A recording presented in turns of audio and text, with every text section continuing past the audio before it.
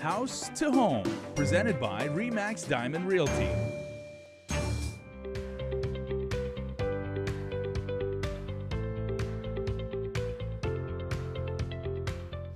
Half a day, everybody. House to Home on location in the central village of Tamuning today. I have my friends Liz and Kim here. And Liz, what are we talking about today? Well, Kim is going to talk about what issues could crop up if you purchase property, and we could talk about maybe boundary points, what's covered, right? Yeah. Okay, and we are in a house that is being built, so we're literally going to take you inside a wonderful home. This could be the home of your dreams if you're lucky. We're going to go inside and get all the information. Ladies, let's go. Check it out. Sounds good.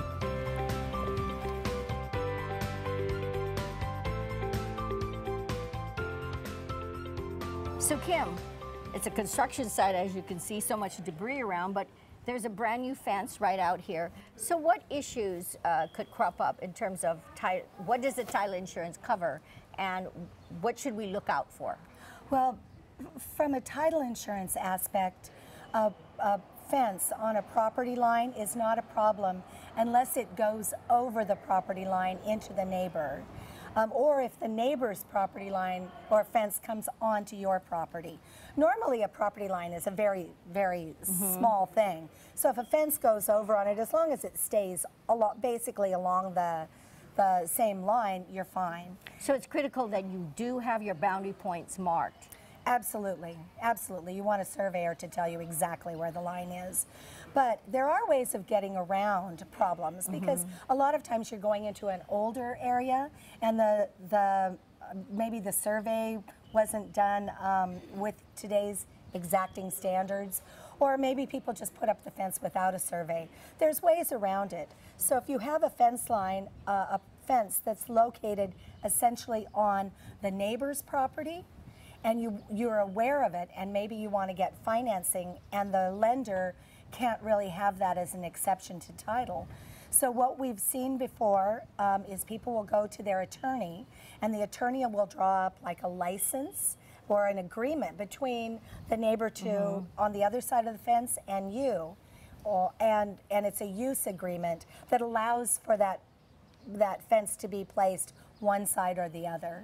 Okay, so is that normally recorded with the title? Yes. So that for future, so for example, if the property were sold, would that run with the land?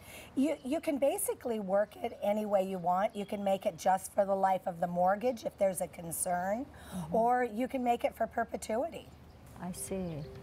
Well, that's great information. So why don't we go on in and ask you a few more questions? Sounds good. Beautiful home. Yeah.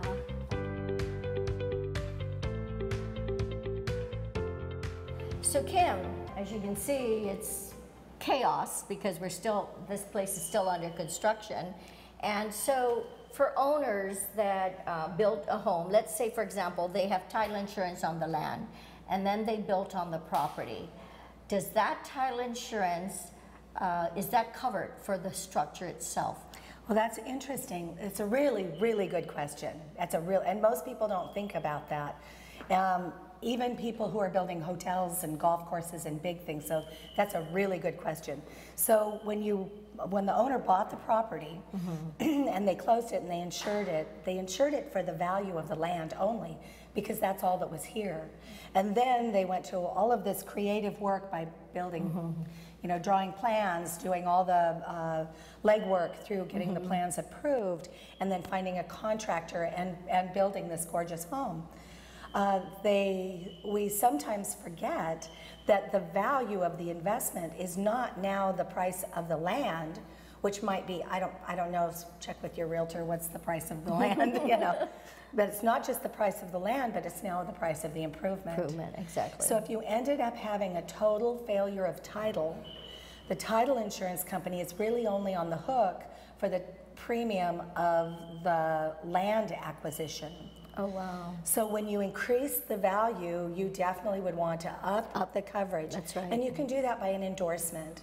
You don't start over from scratch because pricing-wise, the prices are a little bit higher for the bottom, and as you go higher in value, the prices thin out to less per thousand. So how does that affect how does that affect? So for example, if this property was bought for 80,000, but now it's worth 225,000, what? Wow, this is a lot for 225,000. But so what you would do is you would take your owner's policy at 80,000, go to the title insurance company and say, you know, we've built this beautiful home on it, a certificate of occupancy and an owner's affidavit saying that this is how much money I put into it would most likely suffice.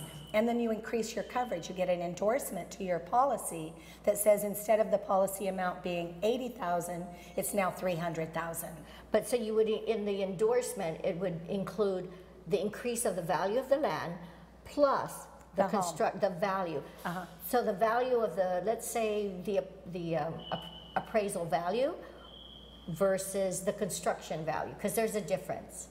So which part would be, which would we use to raise the value? That's also a really good question because title insurance is not intended as a what do you call it when you win the lottery, the jackpot?